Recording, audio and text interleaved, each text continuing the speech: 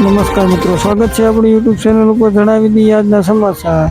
Sunita William અંતરિક્ષમાં ફસાયા, આ તારીખે પાછા આવશે। ભારતીય મૂળના અવકાશયાત્રી સુનિતા વિલિયમ અને તેમના પાર્ટનર બુશ વિલમોર થોડા અઠવાડિયા પહેલા અંતરિક્ષમાં ગયા છે। જો કે સ્પેસક્રાફ્ટમાં ખામી સર્જાતા તેઓ ત્યાં ફસાઈ ગયા છે। 2 વખત તેનું પરત ફરવાનું કેન્સલ થયું છે। સારા સમાચાર એ છે કે નાસાએ તેને પરત ફરવાની તારીખ જાહેર કરી છે। નાસાએ જણાવ્યું છે કે 6 જુલાઈએ તેઓ પરત ફરશે। આ પહેલા 15 જૂને અને 23 જૂને આવવાની તારીખ જાહેર કરી હતી।